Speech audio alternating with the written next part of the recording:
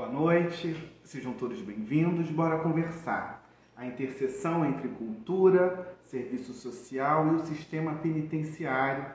E eu vou receber para falar sobre esse tema a Viviane Maia, que é assistente social, que é doutoranda em serviço social, especialista em políticas sociais e pesquisadora. Ela vai explicar melhor para a gente esse tema. Ela já entrou aqui e eu vou colocar ela para a gente.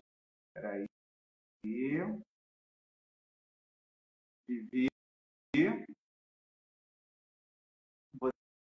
você não entrou, Vivi. Faz o seguinte, se você está aí, me manda o convite, que eu te boto para dividir tela comigo. Espera um pouquinho, que se clicar junto, dá esse problema que deu agora, tá? Vou te mandar o convite, espera aí. Pronto, vamos ver. Pronto. Espera um pouquinho que você vai entrar. Oi. É porque na hora que eu mandei o convite, você provavelmente já clicou e aí deu essa falha. Recapitulando aqui, você está me escutando bem? Está me vendo bem? Sim. Eu também estou. Então, bora conversar. Obrigado por você ter aceitado estar aqui comigo. Viu?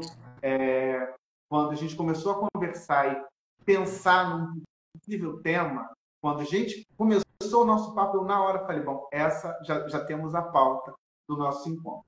Mas antes da gente entrar dentro do nosso papo de hoje, eu queria que você me falasse em que momento, você sempre, porque a gente quando é pequeno fica assim, quando eu crescer, eu vou ser médico, eu vou ser professor, né? Vou ser jornalista, enfim. Em que momento você decidiu estudar, fazer uma graduação de assistente social, de serviço social?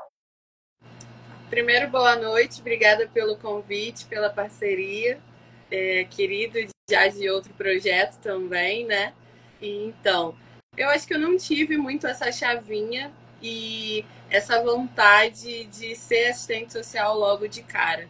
Eu acredito que caí um pouco de paraquedas nesse curso, tentando, né, começar na universidade, tentando utilizar a nota do Enem para começar em algum curso de graduação.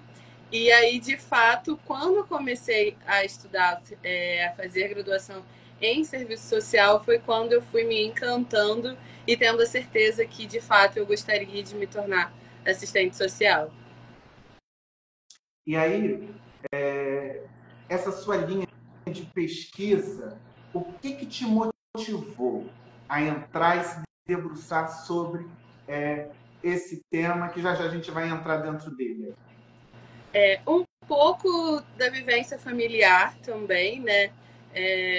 Meu pai sempre trabalhou no âmbito de debates voltados à segurança e, por outro lado, isso começou a me instigar também a pensar um pouco o debate da segurança pública e tive uma influência a partir de então em casa. E, por outro lado, quando eu comecei na universidade, eu tive a possibilidade de participar de projetos que desenvolviam pesquisa e extensão.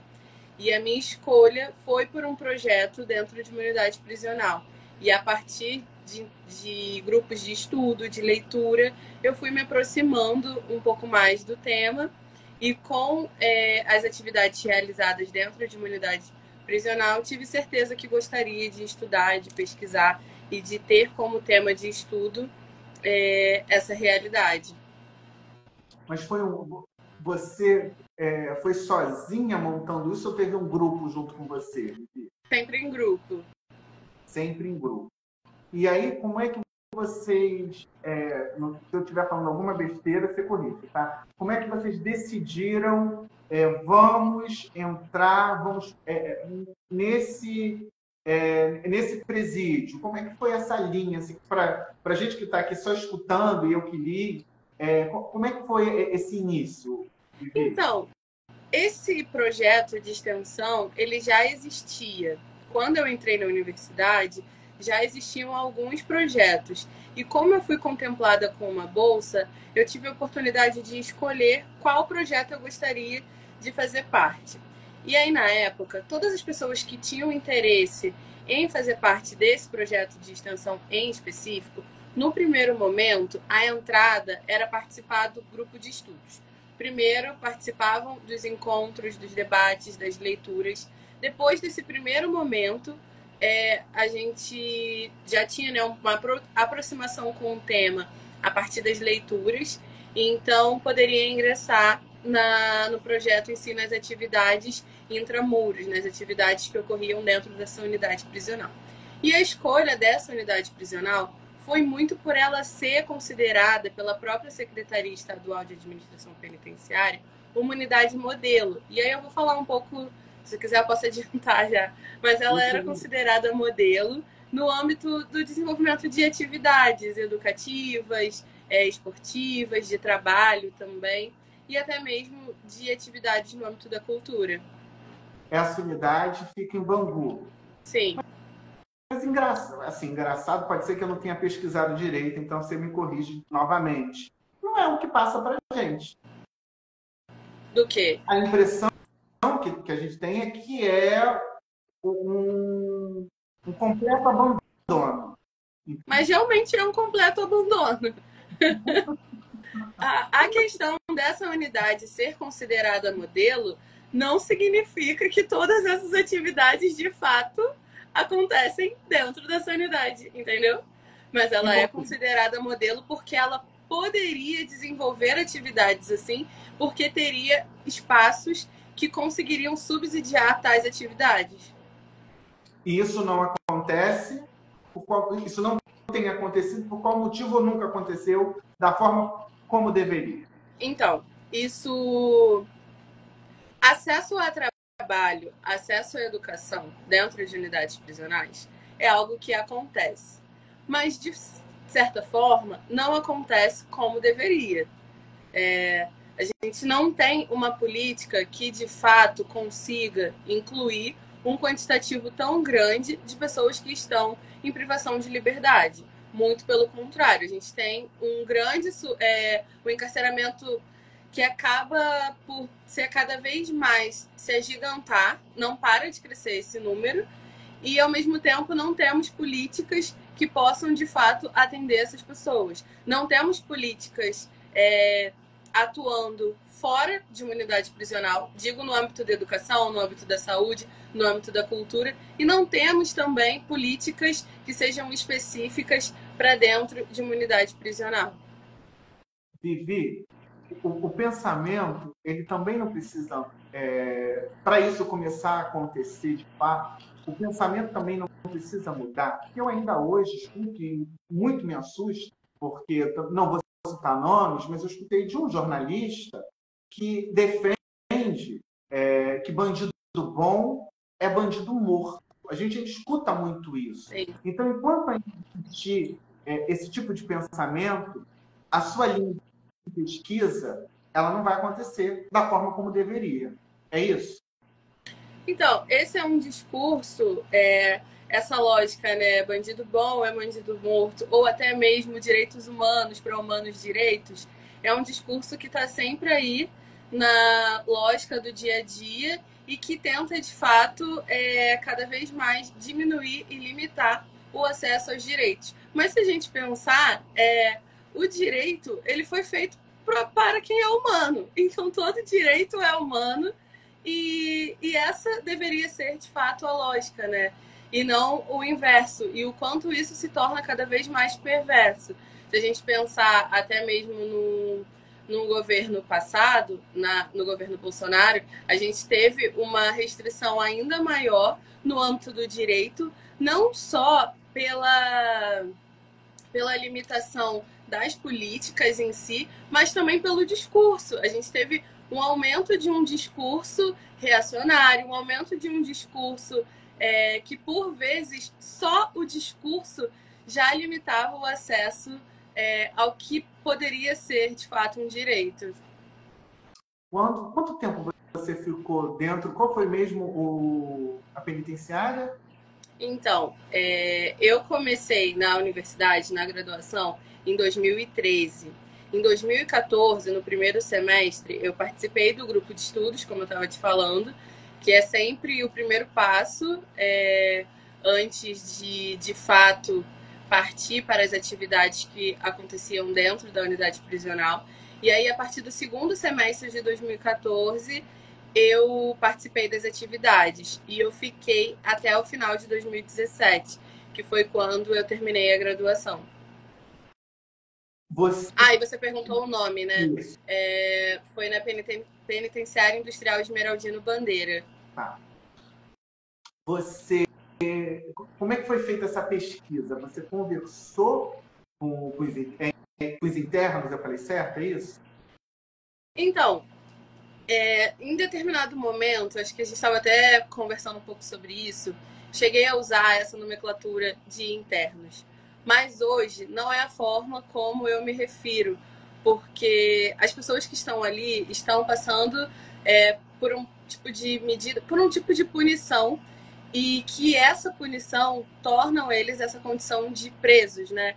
E quando a gente pensa essa dimensão de interno, me traz muito uma lógica de que a pessoa está internada em um hospital, que ela está sendo reabilitada, talvez, o que ela, de fato, precise passar por algum tipo de processo para que ela possa se readequar. E essa lógica da readequação, da reabilitação, da ressocialização, é uma lógica muito perversa, porque ela parte do princípio que aquela pessoa não teve uma socialização adequada.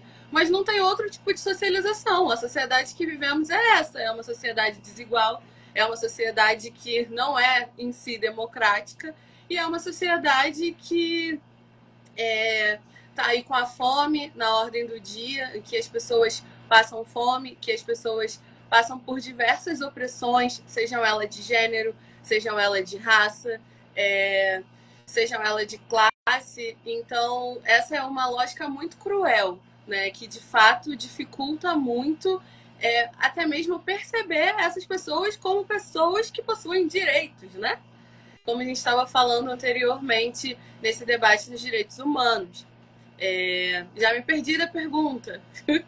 Até acho que quem está ali vivenciando esse período, digamos assim, entra dentro desse lugar de não ter a sua... É como se tivesse a sua identidade tirada, né? Retirada, porque ela não tem direito de nada ali. Exatamente. E às vezes, assim, durante as atividades realizadas pelo projeto, uma percepção muito nossa também, e que era muito compartilhada com os participantes, era justamente esse resgate do nome. Naquele espaço, eles eram chamados pelos seus próprios nomes. E eles diziam, nossa, às vezes eu nem lembro mais, assim, como é ser chamado pelo meu nome, porque passa, de fato, a ser um número, né? E, por vezes, ser reconhecido por um número e não pelo seu próprio nome. Então, isso é muito afetado. É como se fossem processos que gerassem um tipo de despersonificação, né? Das capacidades, não só das capacidades já desenvolvidas, mas também das possibilidades de existência. Acho que seria a melhor forma de classificar. Porque as possibilidades de existência são o tempo todo invadidas por essa lógica do encarceramento em que você é só mais um número. E dentro dessa mudança, dessa sua pesquisa, que a gente pode vislumbrar, almejar, e aí a gente traz para a nossa realidade. Se fosse essa mudança acontecer, para ela acontecer, o que teria que mudar para isso começar a acontecer? Eu costumo pensar que a saída é sempre pela via da educação. Se a gente tem a possibilidade do acesso à educação, a gente consegue transformar lugares improváveis, como até mesmo a prisão, em lugares reflexivos, em lugares construtivos, em verdadeiros laboratórios de ideias. E é a partir dessa possibilidade de educação como uma ferramenta que possibilita um novo horizonte que a gente consegue chegar em possibilidades de saída, né, em alternativas possíveis para essa realidade. O que falta, então, quando você fala de modelos, né? O porquê que isso não é falta mesmo de vontade do poder público, de quem poderia começar a fazer alguma coisa? Eu não sei se a gente poderia pensar como uma falta de modelo. Talvez esse seja o modelo. Talvez essa seja a lógica que encarcera pessoas. Talvez esse modelo seja apenas uma máscara para que isso possa ser, de fato, algo legítimo, algo legitimado. Porque se a gente pensar no âmbito da prisão como uma política que faz parte, né, do contexto da política de segurança pública, se a gente pensar, por exemplo, comparando o acesso à saúde, a gente lida sempre com placas de que não há vagas. Não há vagas, seja em unidade básica, não há vagas para regulação. E se a gente pensar a educação também, o quanto por vezes não há vagas, se a gente pensar a lógica da universidade pública, é uma lógica de que não é porta aberta para qualquer pessoa, a gente passa por um vestibular, e tudo isso é de uma lógica que não há vagas. Na prisão, dentro desse panorama de políticas, também não há vagas, mas porque elas continuam sempre lotando. Sempre é possível encontrar uma possibilidade de colocar mais gente nesse espaço. Então, eu parto do pressuposto de que, nesse contexto de políticas públicas, ainda que não tenha vagas, é sempre possível colocar mais uma pessoa. E a troco de quê? Qual é a lógica por trás disso? Me parece que é uma lógica de mercado em que o tempo, ele de fato é retirado dessas pessoas com uma possibilidade de lucro, com uma possibilidade de manutenção de lucro. Porque as pessoas que estão encarceradas são pessoas que, de certa forma, não poderiam fornecer um lucro como esse Estado gostaria. E aí esse Estado lucra com a punição. Lucra punindo, lucra penalizando, lucra tirando dos outros espaços e colocando nesse espaço que é como se fosse um depósito. E a troco de quê? Tenho para mim que essa é uma lógica muito cruel, em que é preciso você limitar os espaços em que essas pessoas podem circular, os espaços que essas pessoas podem habitar, porque estamos falando de pessoas que residem em determinado território, que possuem determinada cor de pele, então não são pessoas consideradas, como eu posso dizer, consideradas nesse padrão de socialização. São pessoas que são consideradas a partir de um padrão da desigualdade. E é essa desigualdade que limita cada vez mais e diz qual lugar essas pessoas podem estar nessa sociedade. Você sabe que como se fosse uma jaula, né? Você coloca lá dentro, mas é a mesma proporção do abandono quando você tira. Eu trabalhei quase 5 anos na rodoviária do Rio e a faixa etária, 18, 20, 22, eles chegavam na rodoviária, a gente identificava porque estava de chinelo, vou falar a marca, vai ser propaganda, né? De Havaianas, uma bermuda jeans e uma blusa branca, sempre pedindo passagem para poder ir embora, porque nem sei se davam dinheiro para eles pegarem um ônibus para chegar na rodoviária. Realmente nunca me atentei a isso, mas para poder voltar, porque muitos Vassouras, Miguel Pereira, para voltar, aí pedia passagem de graça lá na rodoviária, e aí a gente entra num outro lugar. Então, assim, a sensação é sempre do... Acho que nem animal a gente faz isso, né? Mas eu jogo e se vira. Então, quando se pensa em ressocializar, não tem nada a ver com isso, né? Até porque, como eu estava falando anteriormente, se a gente pensa esse termo, é como se a própria prisão ficasse um lugar fora dessa sociedade. Só que ela faz total parte dela como qualquer outro espaço em que existe essas possibilidades de socialização, essa possibilidade de você desenvolver relações sociais. Então, essa lógica de ressocializar é muito perversa, porque você parte do pressuposto de que não existe nenhum tipo adequado de socialização. Mas não existe um tipo diferente de socialização. Isso Olha, é socialização. a Letícia trabalhou comigo na rodoviária. Um beijo, viu, Letícia? E ela está dizendo aqui. Eles ganhavam apenas para transitar dentro do Rio mesmo, o valor da passagem. Ah, então, viu? Eles recebiam só aqui. Quem mora fora, né, no interior, que chegava na rodoviária, tinha que virar ou encontrar alguém, né, da rodoviária ali que quisesse tentar a passagem. E uma outra questão, se a gente pensar, né, nessa possibilidade de garantia da passagem para o retorno, se a gente pensar a distância, será que de fato, até mesmo para chegar até a rodoviária, era possível? Ou será também que não precisavam passar por situações em que precisavam pedir para outras pessoas? Porque a gente pensa em uma distância, pensar o Rio de Janeiro todo. A gente não tem possibilidade de mobilidade, a gente não tem a possibilidade de acessibilidade, então é uma lógica muito cruel. Pensar essa distância, né? Se a gente olhar para Bangu ou até para unidades que são ainda mais distantes do centro do Rio, para se chegar até a rodoviária, tem todo um custo e tem toda uma dificuldade também. Vivi, nesse período aí de pesquisa que você ficou debruçada, você deve ter enfrentado diversas dificuldades. Você pode citar alguma? Então, eu percebo como uma dificuldade pensar justamente esse excesso na burocratização dos processos, né?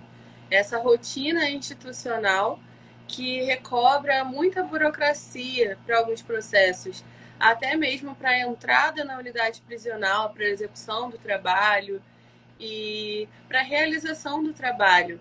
Porque pensar no âmbito da segurança pública é sempre algo que fere muitos espaços.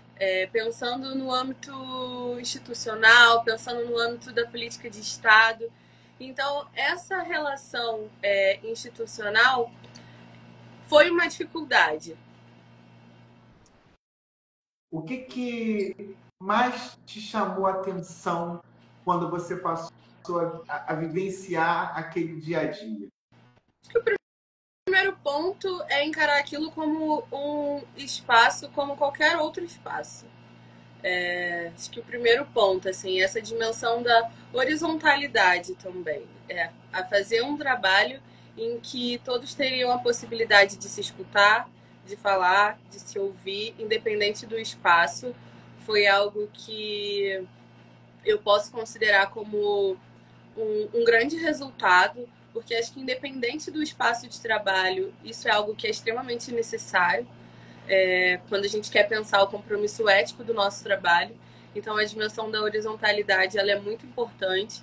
E pensar também nessa lógica de conseguir transformar um espaço tão improvável em um laboratório de ideias, né? Até um autor que foi preso durante o fascismo, ele foi um preso político e ele escreveu muitas coisas dentro da prisão nesse período em que ficou cumprindo pena.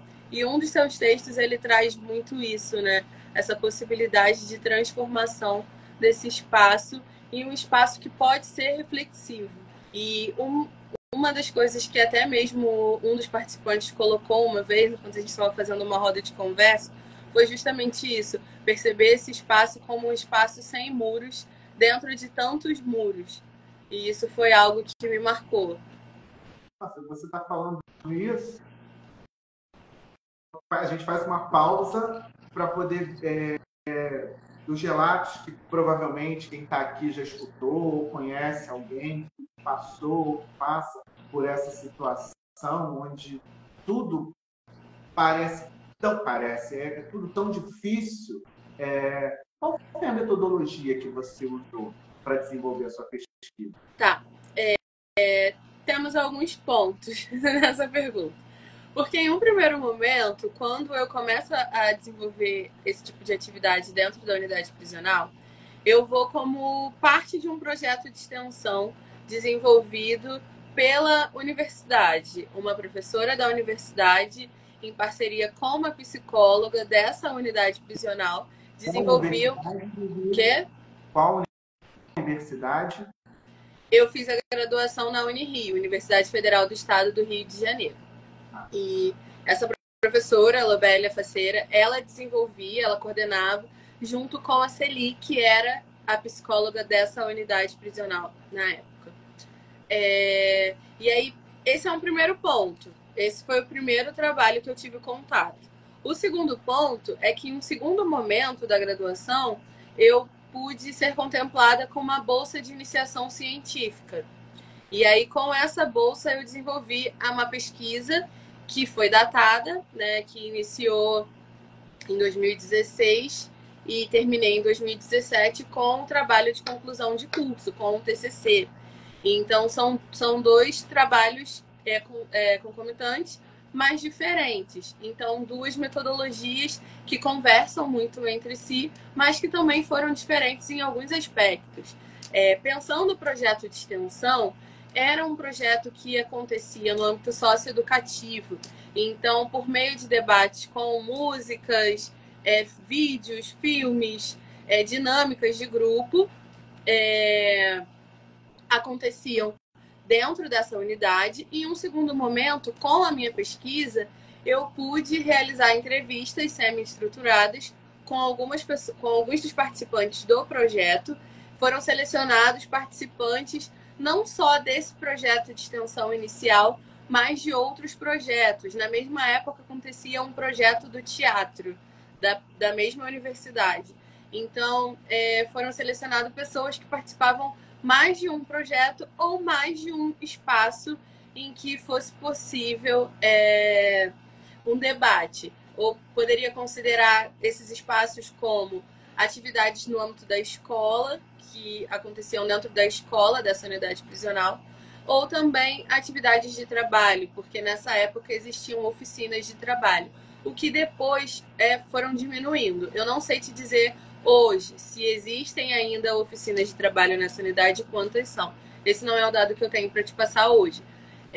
Mas nessa época ainda aconteciam oficinas. Foi um período antes de pandemia, foi um período antes do governo Bolsonaro. Então, ainda que a gente sempre tenha desenvolvido críticas, né, à forma como a política se estrutura, nessa época ainda tinham algumas possibilidades que, com o governo Bolsonaro, foram diminuindo e foram ficando mais restritas. Então, assim, a metodologia da pesquisa da iniciação científica foi também a entrevista. Vivi, precisamos fazer aqui uma pausa para poder dizer, inclusive, esse senhor é um dos que defende essa tese que eu falei lá no início, né? Então, ponto parágrafo, na outra linha, travessão, você pode terminar. Você participou das oficinas, Vivi? Oi? Você ficou perto, próxima dessas oficinas? Não. Era outro espaço e outros dias também de atividade. Não aconteceu. Você ia quantos dias? Só às sextas-feiras. Manhã e tarde, às sextas-feiras. E tinha um lugar lá reservado que você ficava? Então, não tínhamos um espaço adequado. Não tínhamos um espaço que pudéssemos, de fato, desenvolver as atividades como gostaríamos. Mas é isso, a gente está sempre tentando se adaptar às possibilidades e pensando em estratégias para que a gente consiga, de fato, fazer acontecer. Então, utilizamos em algum momento o espaço da quadra, mas que tinha uma acústica que não favorecia, às vezes também aconteciam visitas, e aí não era possível utilizar sempre essa quadra. E aí passamos a utilizar o espaço da Igreja Católica, mas sempre com muita cautela ao informar que o projeto nunca teve nenhum tipo de vínculo religioso, muito pelo contrário, respeitando sempre a diversidade religiosa. E utilizávamos esse espaço por não ter, de fato, um outro espaço adequado que pudéssemos realizar a atividade. Mas até quando a gente fala de respeitar a diversidade, a religião, a fé, dentro desses lugares, a gente sabe que não é bem assim que funciona, né, Vicky? teve um pouco dessa percepção de aqui é assim, não entra isso, não entra aquela. Você teve Então, um percepção? pouco. O que a gente pode perceber é que, por vezes, a religião ela cumpre um papel de uma assistência que, por vezes, também o Estado não cumpre. E pela religião possibilitar esse papel de assistência, e dando um exemplo, assim, assistência básica, como fornecer pasta de dente ou papel higiênico, que às vezes falta, essa instituição, por vezes, ela impõe mais normas, mais regras. E que a gente percebe que é uma lógica que acaba aumentando ainda mais a punição, né? A penalização dessas pessoas. Tem uma pergunta aqui do Vitor Azevedo, e ele faz a seguinte, ele pergunta o seguinte: quais autores, artistas te inspiram ou inspiraram nas suas pesquisas?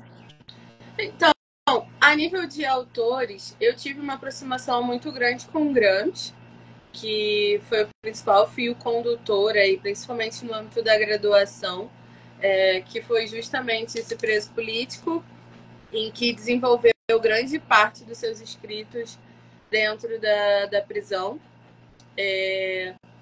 E a nível de artistas, assim, hoje temos muita coisa que a arte ela possibilita a oxigenação, né? Possibilita respiros.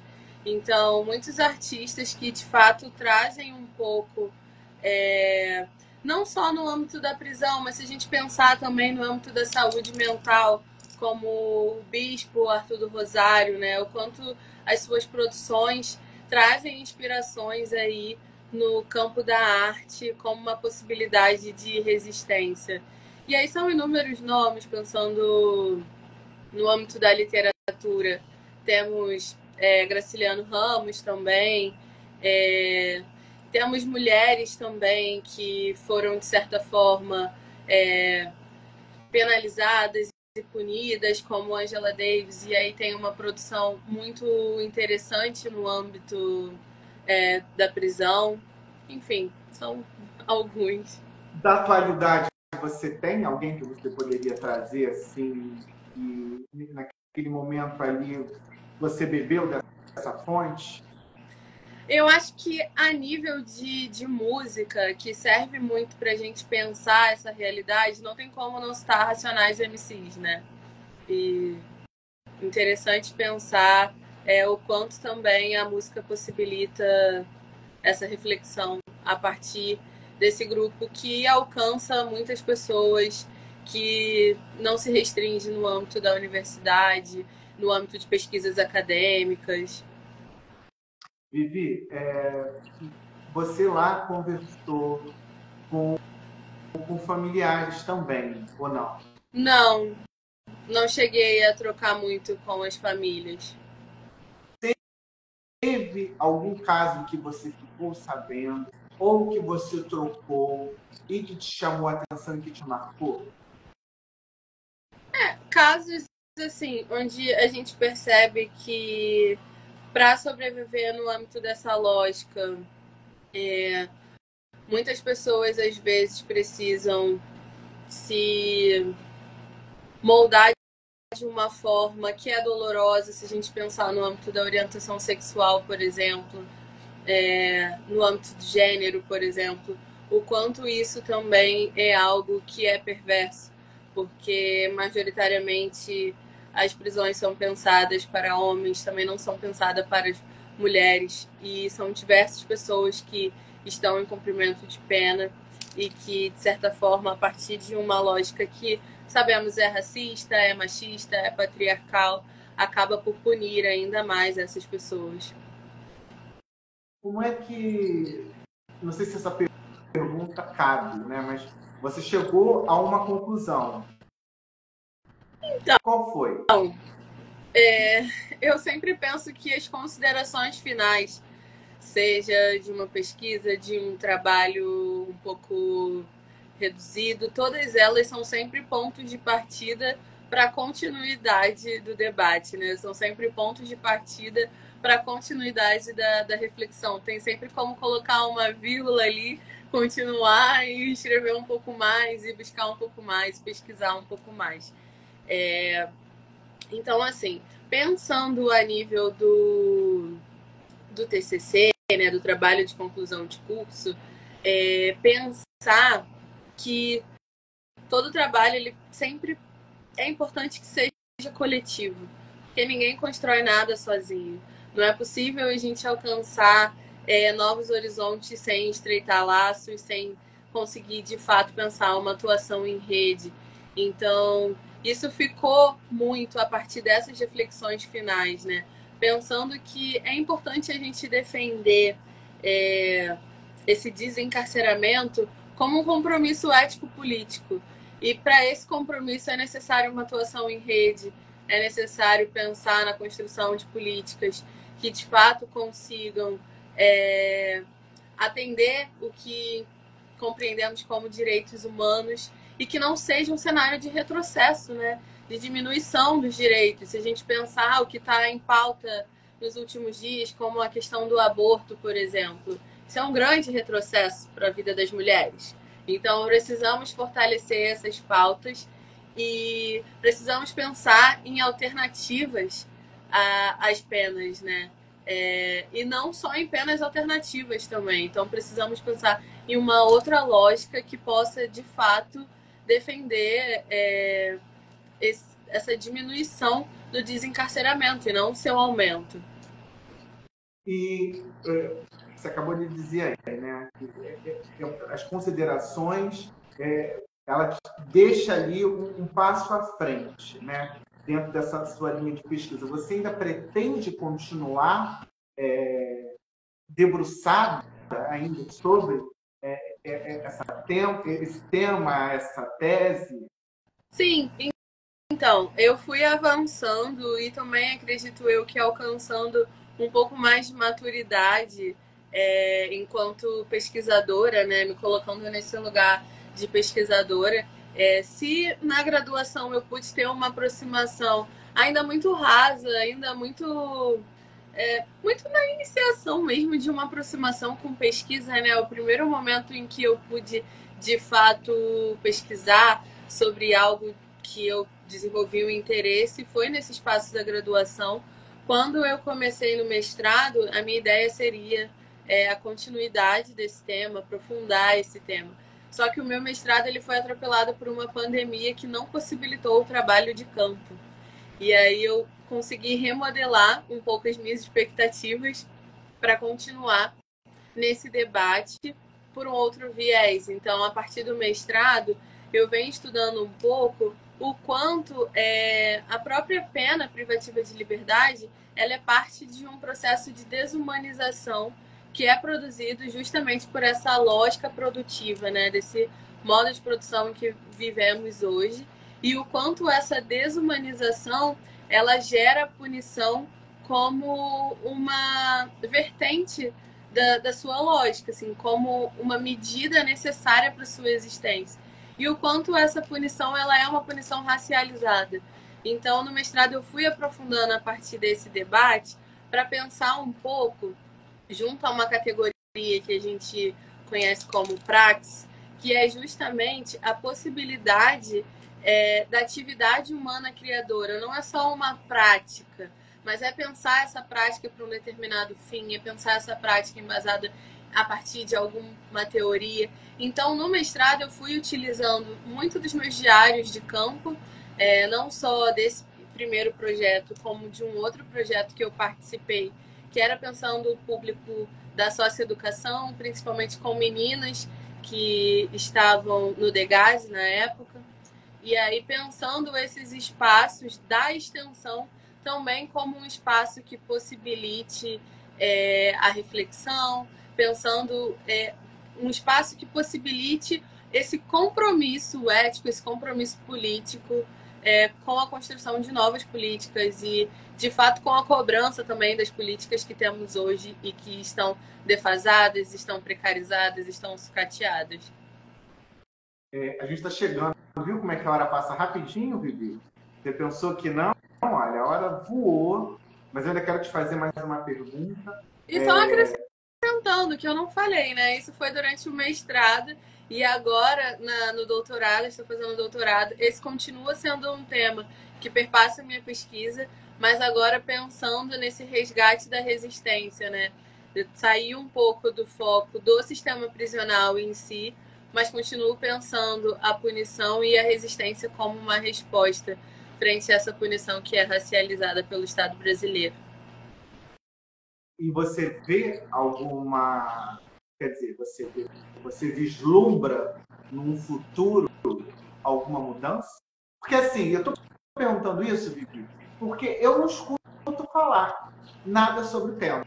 É assim, conversando, pode ser que eu esteja então andando por pessoas erradas, você me corrige novamente, mas eu não escuto muito falar, eu sou um cara que eu estou lendo, eu estou buscando, eu não vejo ninguém falando sobre isso. Por isso que quando a gente começou a conversar, me despertou prazer do que Tá falhando um pouco seu áudio. Não consegui escutar o final. Quando a gente começou a conversar, me despertou o interesse de trazer você aqui para a gente falar mais sobre esse assunto, porque eu não vejo em lugar nenhum falar sobre. Aí pode ser que eu esteja buscando os links errados, mas assim, internet. Você já ouviu falar no trabalho de formiguinha? Em que as formigas vão ali aos poucos, carregando o que é necessário e uma junto ao. É isso. Eu acho que não tem outra saída a não ser a possibilidade coletiva de pensar espaços que possam, como você está fazendo hoje, debater esse assunto, tentando fazer com que mais pessoas se interessem por esse tema, porque sem pressão a gente não constrói. Então é preciso coletivamente construir estratégias que precisam ser pensadas por mim, por você, por quem está escutando a gente nessa segunda-feira e por todas as outras pessoas que a gente consiga alcançar. A mãe Cristina está aqui, uma querida, ela já participou também, tem um trabalho muito bacana, e ela está dizendo o seguinte: penso no descaso sofrido por essas pessoas que estão cumprindo suas penas. Sei de relatos de quem vive de forma humana, e a minha pergunta é de que forma essas pessoas saem desses espaços? O próprio Estado, quem está lá dentro, a família do detento, e mesmo após sua saída, ele ainda continua sendo punido. A solução seria as políticas públicas mesmo. Pois é, mãe, mas é isso que não acontece, né? E é o que a gente está falando aqui, que a Vivi está dizendo aqui, né? A gente precisa falar, é preciso cobrar, é um trabalho de formiguinha, e a gente tem que pensar aí, né? Quando a gente tem eleição, quando a gente fala pensar no seu voto, saber em quem você está votando, e pesquisar o que esse cara quer fazer, o que ele está olhando aqui, vai lá ler o que ele está defendendo, que ele vai fazer no mandato dele. É um trabalho, de novo, o que a Vivi está falando, que também é nosso, porque, de novo, eu não escutei, eu não escuto falar sobre esse tema. Então, quando eu conversei com a Vivi, que ela falou, pô, eu fiz eu tenho uma tese, eu fiz mestrado, eu falei, pô, peraí, vamos falar sobre isso. Porque você não escuta, pesquisa, coloca aí. A realidade é o que eu acabei de falar, a gente ainda defendendo essa frase que eu não vou repetir lá no início. Então, assim, essa caminhada, ela vai ficando mais difícil, só que a gente não pode deixar ela ficar esquecida. Vivi, para a gente fechar, eu também tenho aqui, eu fico olhando você assim, a gente se conhece há pouco tempo, mas eu vejo, pelas suas colocações, até em questão de trabalho, da forma como você pontua, isso me faz te admirar, eu fico admirado por você. O que você diria para essa turma? Eu tenho uma amiga querida, Soninha, que mora em São Paulo, também é assistente social, mas ela não conseguiu trabalhar de forma efetiva dentro dessa nossa profissão. Dentro da profissão, o que você poderia dizer para essa galera que está chegando e que quer fazer serviço social, ter um assistente social? quais são as principais dificuldades, se você tem alguma dica para dar para essa galera? Então, pensar, né, trabalhos com pesquisa, extensão e até mesmo o dia a dia profissional, pensando direitos humanos, é sempre uma jornada desafiadora. Então, penso eu que é sempre necessário uma constante atualização, estudar a fundo, né, apostar sempre em compreender um pouco dessas contradições que assombram aí a realidade e compreender também a importância da dimensão metodológica. Porque se a gente parte de uma análise crítica, a partir de uma prática direcionada, né, embasada teoricamente, isso tem um peso. Então, quando a gente entende que todo trabalho é coletivo, ninguém faz nada sozinho, ninguém constrói nada sozinho, é importante uma ação interdisciplinar, o diálogo aberto, todo esse compromisso ético-político. E, claro, não tem problema ser sensível. Estamos aqui para nos sensibilizarmos. Estranho seria se não nos sensibilizássemos. Aí sim teria algo errado. E isso não enfraquece a nossa atuação, muito pelo contrário, tende a fortalecer, tende a nos trazer um pouco mais de leveza sem perder também a firmeza que é necessária para enfrentar tantos desafios. E acredito eu também que assim toda análise qualitativa da realidade, ela tem uma dimensão quantitativa, ela tem uma dimensão que traz com ela um nome, uma idade, uma região. Então, coração aberto também para não ignorar jamais os dados da realidade, porque é a partir desses dados que tem relevância todo o nosso trabalho. Acho que é isso, acho que esse é o conselho. Olha, a Letícia está dizendo aqui que ela está fazendo serviço social, então breve você vai ganhar mais uma coleguinha aí de Venha. profissão. Só obrigado, obrigado por essas palavras e também a sua sensibilidade, né? Posso compartilhar uma poesia, então, para a gente encerrar? Posso sair do seu roteiro? Eu sei que você é super organizado, mas posso te propor mudar o seu roteiro hoje? Vai. Temos tempo, vai. Então tá. É uma poesia de Conceição Evaristo. Eu vou ler pra gente. O nome dessa poesia é Todas as Manhãs. Todas as manhãs acoito sonhos e acalento entre a unha e a carne uma agudíssima dor. Todas as manhãs tenho os punhos sangrados e dormentes. Tal é a minha lida, cavando torrões de terra, até lá onde os homens enterram a esperança roubada de outros homens. Todas as manhãs, junto ao nascente dia, ouço a minha voz banzo, âncora dos navios de nossa memória. E acredito sim, que nossos sonhos protegidos pelos lençóis da noite vão se abrirem um a um, no varal de um novo tempo. Escorrem as lágrimas, fertilizando toda a terra, onde negras sementes resistem, reamanhecendo esperanças em nós. Salve, Dona Conceição Evaristo. Salve a poesia, salve a resistência. Salve Vivi. Muito obrigado, viu, minha querida, pelo nosso papo. Passou rapidinho. Acho que, como eu te falei, esse projeto vai fazer 5 anos que eu faço ele aqui. O que mais me motiva é exatamente o poder que a palavra ela tem, ela exerce para botar a gente para pensar, refletir, mudar e transformar. Então, toda vez que eu penso assim, já deu de bora conversar, chega uma Vivi aqui na minha vida e diz assim, não para, continua. É isso. Muito obrigado, viu, Vivi? É isso, continue sempre. Tamo junto. Pronto, a gente se vê. Beijo. Obrigado. Beijo.